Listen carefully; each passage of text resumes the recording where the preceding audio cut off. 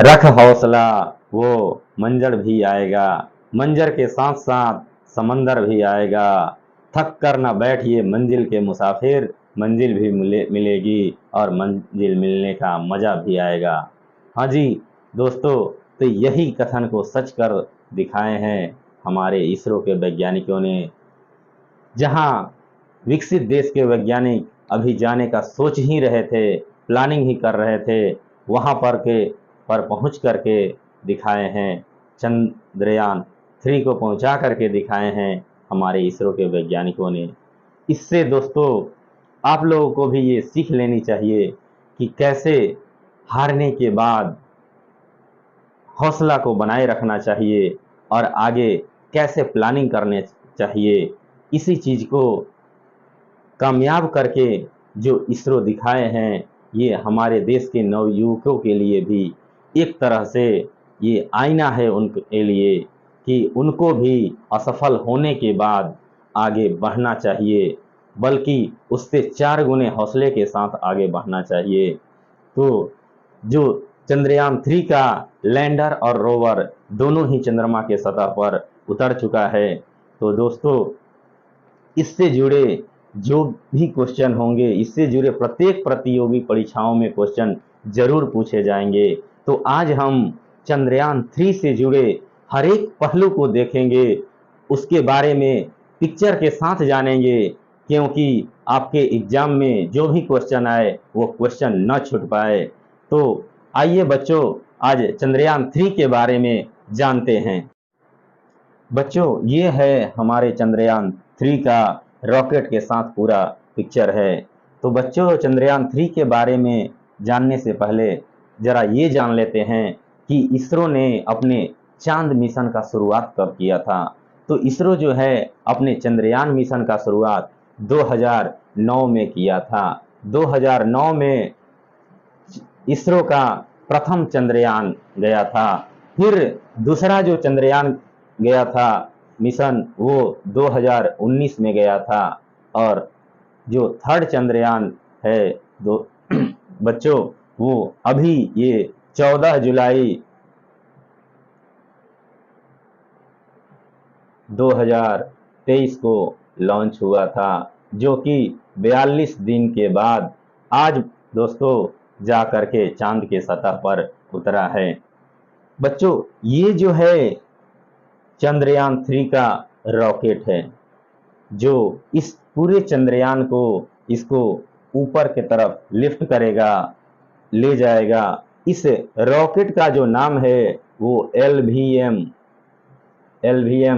3 Mac 4 rocket है, जिसमें solid और लिक्विड दोनों तरह के इंजन का यूज किया जाता है।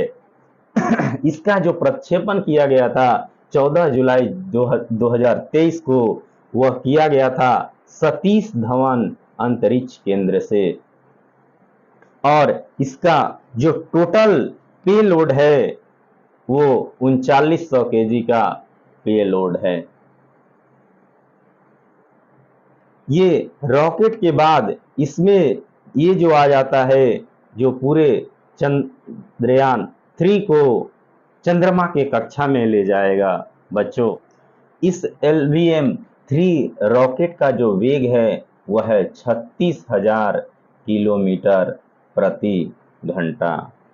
ये जो चंद्रयान का जो मॉडल है, इसका 3 स्ट्रक्चर में इसका बनावट है।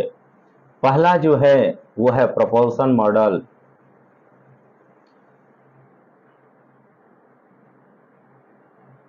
दूसरा है लैंडर मॉडल और तीसरा है रोवर मॉडल। ये प्रोपल्शन मॉडल क्या है, आइए इसके बारे में जान लेते हैं। ये प्रोपल्शन मॉडल का जो मुख्य कार्य है, यहाँ पर हमारा लैंडर और रोवर लगा हुआ है। इस लैंडर और रोवर को ये चांद के कक्षा में ले जा करके और वहां पर ये पहुंचा देगा। उसके बाद ये लैंडर और रोवर खुद ही चांद के ऑर्बिट में काम करेगा। इसके बारे में भी दोस्तों आगे पूरे डिटेल में हम लोग जानेंगे कि ये कैसे जो है पृथ्वी से चांद के कक्षा में जाएगा। पिक्चर के थ्रू हम लोग देखेंगे। पहले जान लेते हैं इस प्रोपल्शन मॉडल के बारे में। यह प्रोपल्शन मॉडल का जो वजन है वह 2148 केजी है, 2148 केजी है। और यह क्या करेगा, तो लैंडर और रोवर को जो है ले जा करके चांद के ऑर्बिट में पहुंचाएगा। उसके बाद जो है लैंडर है, और इस लैंडर का जो नाम रखा गया है वह नाम रखा गया है विक्रम। पिछला चंद्रयान 2 का जो लैंडर था उसका नाम भी विक्रम ही था, और यह विक्रम जो नाम रखा गया है यह विक्रम साराभाई के नाम पर रखा गया है। ध्यान से याद रखिएगा बच्चों कि इसका नाम विक्रम क्यों रखा गया है, तो विक्रम साराभाई के नाम पर इसका नाम विक्रम रखा गया है, क्योंकि विक्रम साराभाई को भारत के अंतरिक्ष कार्यक्रम का पिता कहा जाता है, इसीलिए इसका नाम विक्रम रखा गया है। इसका जो वजन है वो है 1752 केजी का टोटल इसका वजन है, जिसमें ये 26 केजी जो है रोवर, इसका वजन भी इसी में जुड़ा हुआ है। तो विक्रम लैंडर प्लस रोवर दोनों का मिलाकर के वजन कितना है, 1752 केजी। ध्यान रखिएगा इसमें रोवर का वजन कितना है, 26 केजी वजन है। ये हमारा लैंडर का पूरा पिक्चर है। इसमें देखिए तो इस लैंडर में 4 पैर हैं और इसमें 4 इंजन लगे हुए हैं, चारों कोनों पर 4 इंजन लगे हुए हैं। पिछला जो चंद्रयान 2 था उसके लैंडर में 5 इंजन लगाए गए थे, एक बीच में भी उसका इंजन रखा गया था, लेकिन इस बार जो है इंजन को एक कम कर दिया गया है, 4 कर दिया गया है। 4 इसलिए किया गया है ताकि ये जो इंजन है ज़्यादा से ज़्यादा मात्रा में फ्यूल को ले जा सके, और वहाँ पर अगर ऐसा सिचुएशन हो तो आज का जो 23 तारीख का जो डेट था, इस डेट को वहाँ पे लैंड करने के डेट को और 4 दिन वो बढ़ा सके। इसीलिए फ्यूल ज़्यादा ले जाने के लिए वैज्ञानिकों ने जो है एक इंजन को कम कर दिया। और इसी के अंदर में जो हमारा रोवर है जिसका नाम प्रज्ञान है, प्रज्ञान जिसका संस्कृत में अर्थ होता है ज्ञान, इसके अंदर में, इस लैंडर के अंदर में रखा हुआ है, जिसका वजन 26 केजी का है।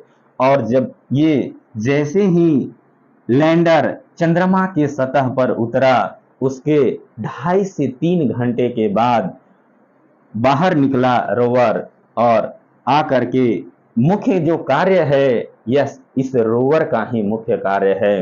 वो बाहर निकला और बाहर निकलने के बाद जो अपना कार्य है वो कार्य को कर रहा है। इस रोवर में जो है, इसके अंदर जो रोवर है वो 6 पहियों वाला एक रोबोट है। बच्चों, जब रोवर चंद्रमा के सतह पर निकल जाएगा तो रोवर के साथ हमारा डायरेक्टली कांटेक्ट नहीं होगा। ये जो रोवर होगा पहले लैंडर से कम्युनिकेट करेगा, और उसके बाद ये लैंडर जो है यहाँ पर वैज्ञानिकों को जो है सूचना देगा कि क्या हो रहा है।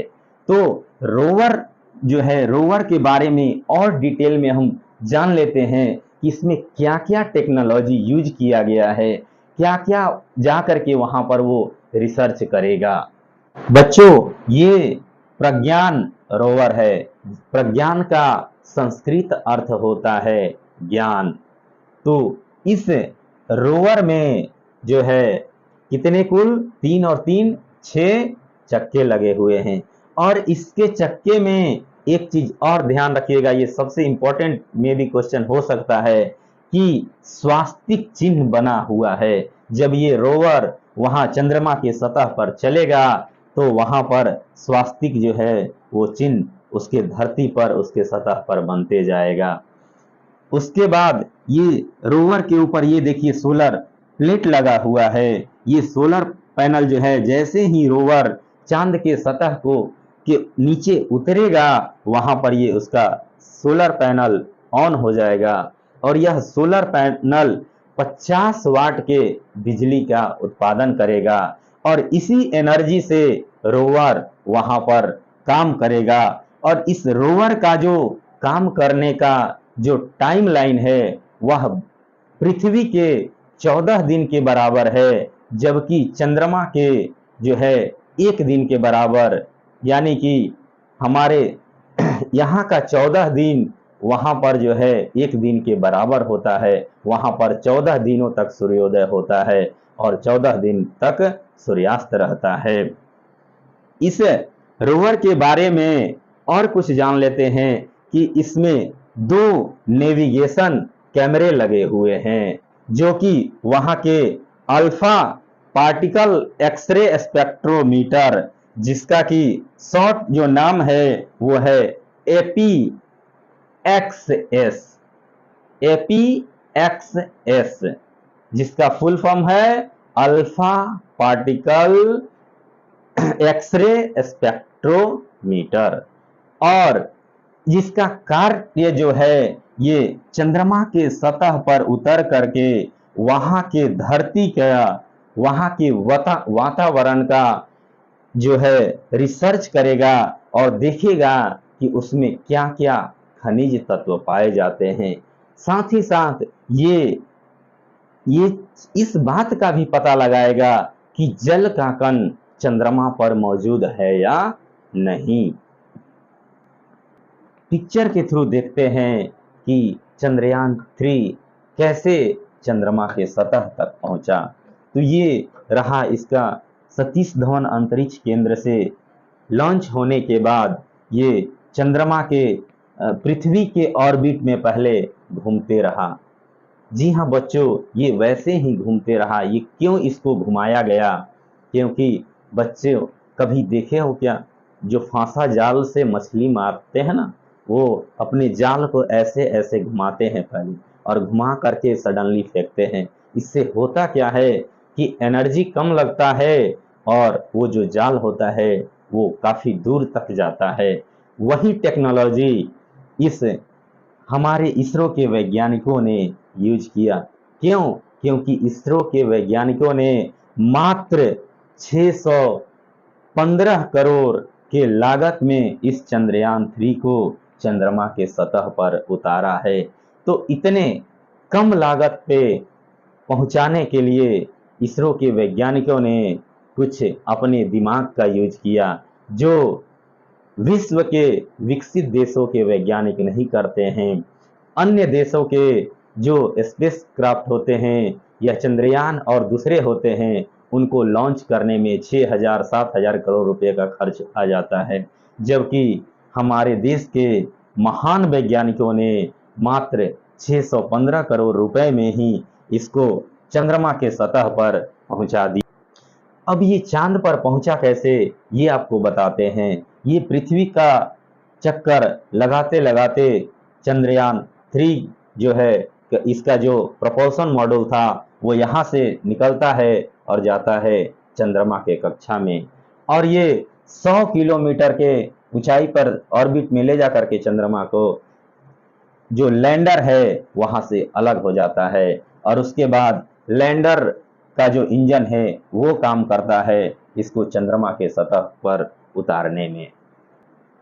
बच्चों, ये था चंद्रयान 3 से जो बेसिक जानकारी था वो, और इससे जुड़े क्या क्वेश्चन आ सकते हैं, क्वेश्चन फॉर्मेट में आपके प्रतियोगिता परीक्षाओं में क्या क्या क्वेश्चन आ सकता है, वो हम अगले वीडियो में करेंगे। तो आज के लिए दोस्तों इतना ही।